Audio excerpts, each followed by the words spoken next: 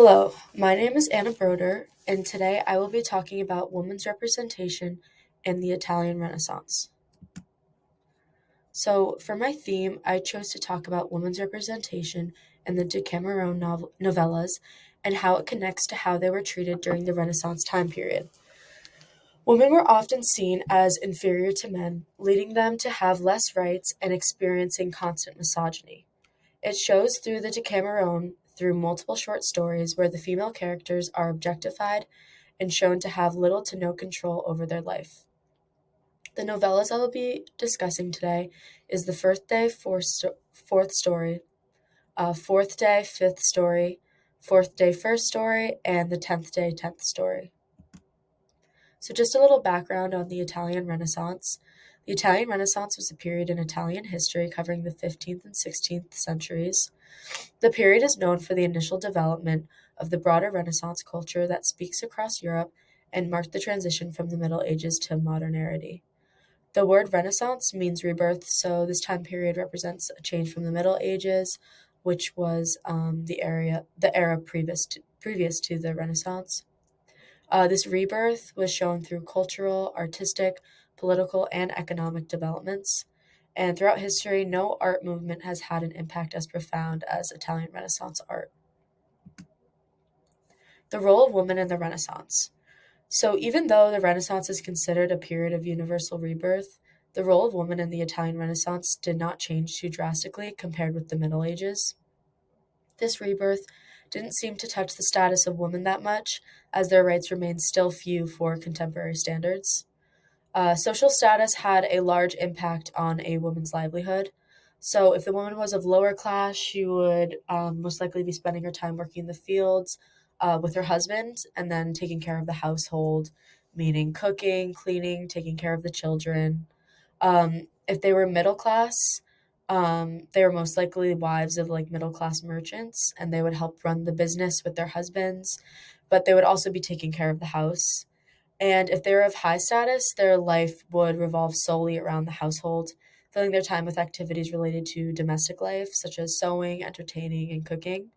Despite their difference in status, all these women depended on a certain household, which was a reoccurring theme throughout the Renaissance when it came to the role of women.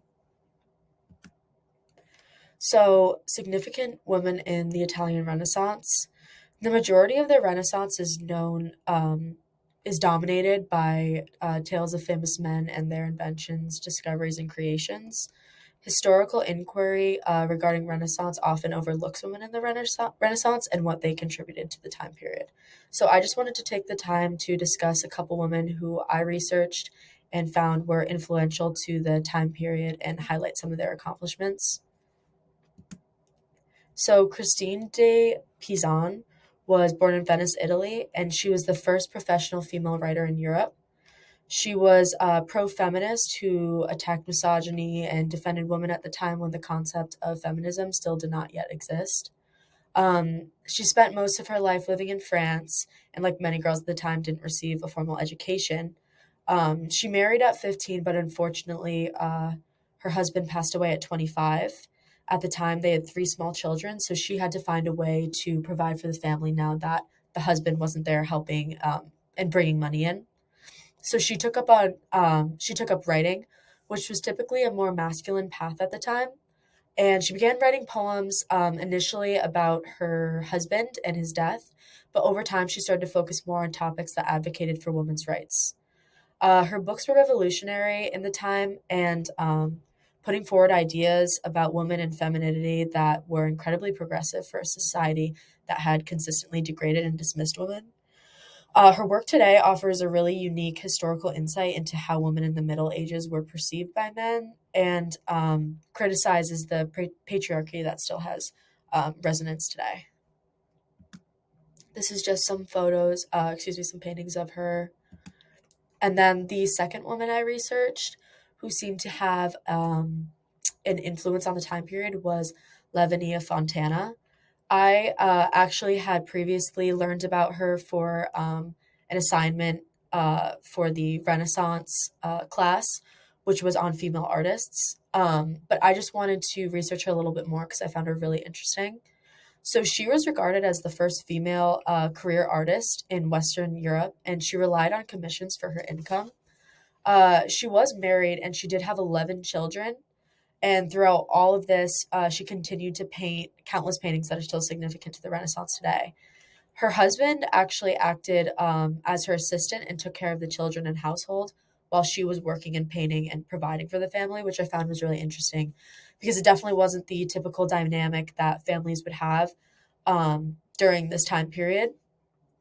And for 20 years, beginning in the 1580s, she was the portraitist choice for a lot of noblewomen.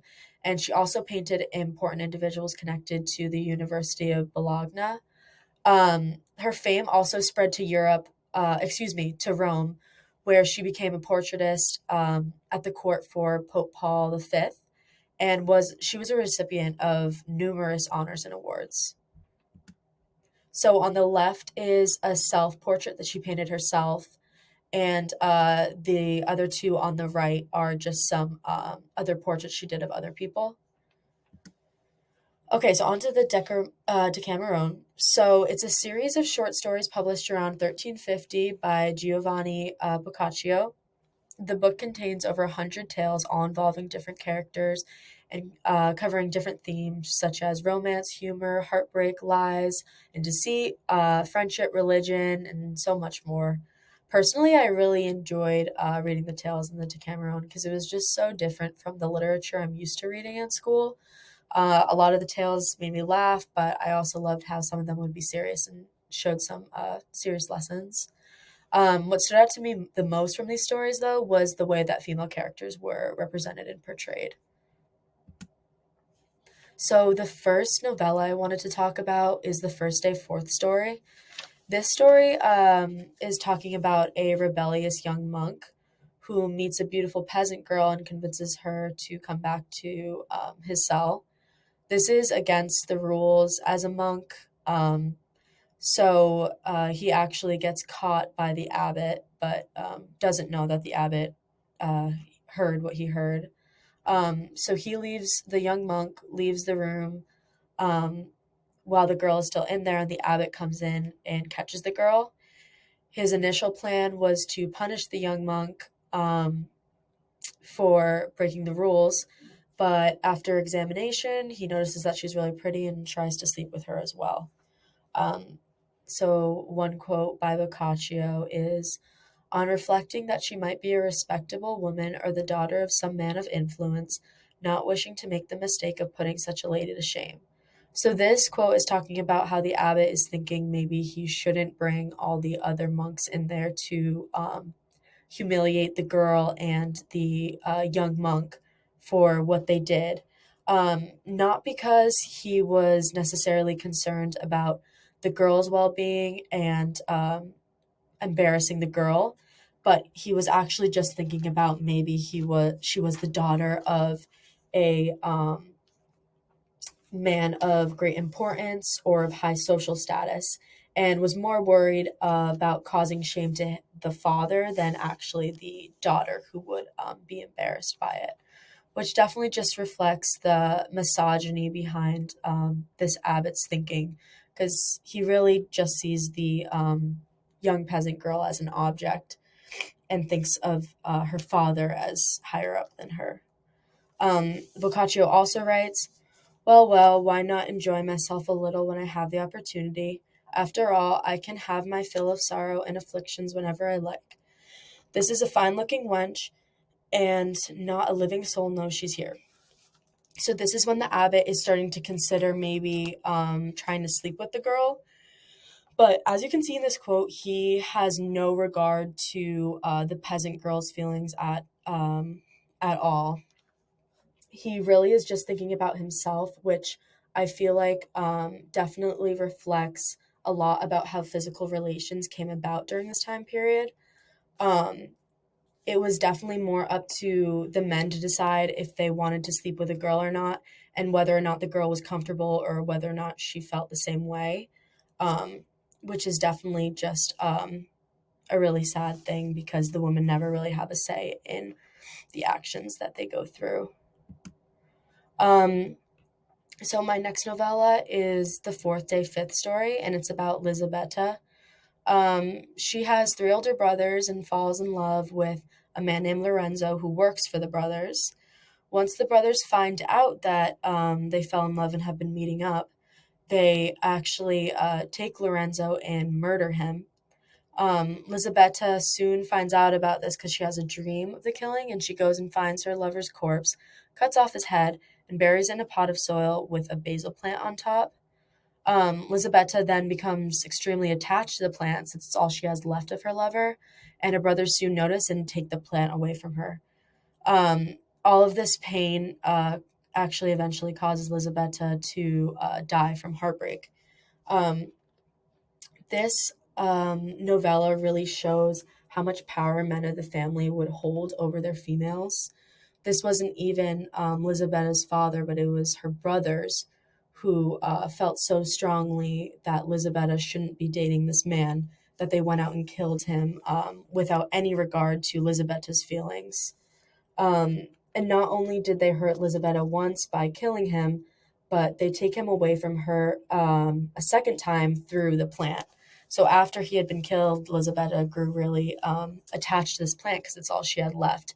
And her brothers took that away from her too, showing how um, male characters in the Decameron really just had no regard for female characters' feelings or how they feel about certain situations. So the fourth day first story is about a father named Tancredi and his daughter Gismonda. The daughter falls in love with Giscardo, who is Tancredi's valet, and they begin meeting up in secret. But her father soon finds out and goes and confronts his daughter about it.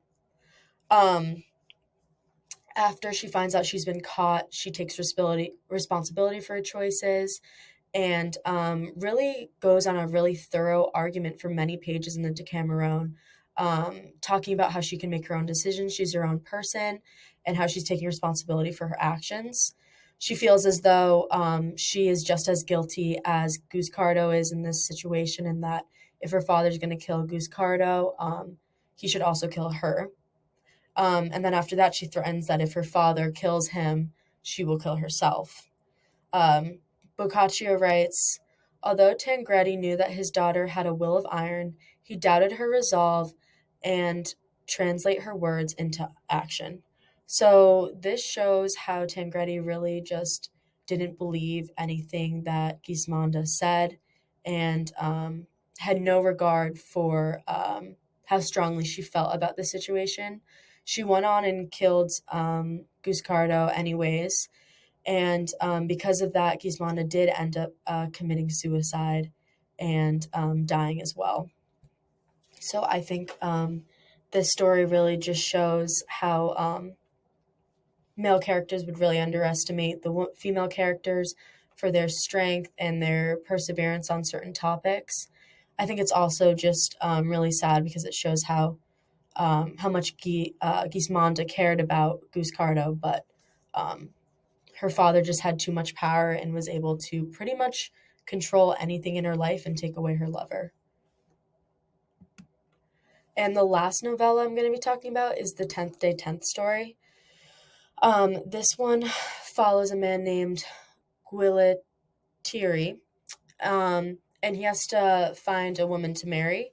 He eventually chooses a poor peasant woman named Griselda, but does not even ask her if she'd like to abide to the marriage. Pretty much, she just travels to the village and presents her in front of a crowd and then strips her naked and brings her new clothes and then presents her as his wife.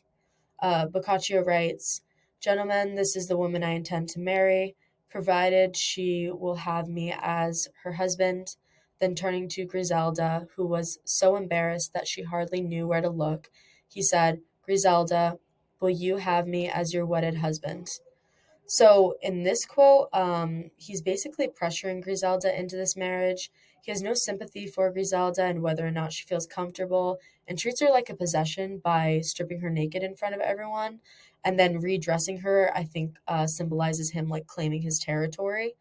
So this is just another example of how the male characters really had no regard to a woman's feelings or embarrassing her or anything like that. And he was basically just putting on a show in front of all these people trying to claim his territory. The two go on to be married, and Griselda proves to be a really amazing person. She's loved by the village, and she shows that she's really extremely kind and patient, who never really gets angry. But Guillotieri notices this and feels as though he needs to test her. Um, Boccaccio then writes, but shortly thereafter, Guillotieri was seized with the strange desire to test Griselda's patience by subjecting her to constant provocation and making her life unbearable. So, this quote is definitely one of the worser examples of how male characters would treat the woman in the Decameron, because it shows that he really just had a pure hatred in his heart for trying to ruin Griselda's life. He almost treats her like an object, be it by wanting to play with her for like his own amusement, and he really just wanted to put her through all these series of tests to see what would make her so angry and so upset, which is just a really sad example. So, in conclusion, the representation of women in the Decameron reflects the way they were treated in society during the Italian Renaissance time period. Women were often manipulated into marriages they had no say in, or the exact opposite, and would have their lovers taken away from them because of her male family members. Examples such as first day fourth story, fourth day fifth story, fourth day first story, and 10th day 10th story showed different ways women in the Italian Renaissance experienced poor treatment and were objectified. Women such as Christine Pisan and Lavinia Fontana demonstrate how they were able to fight societal standards and pave the way for more females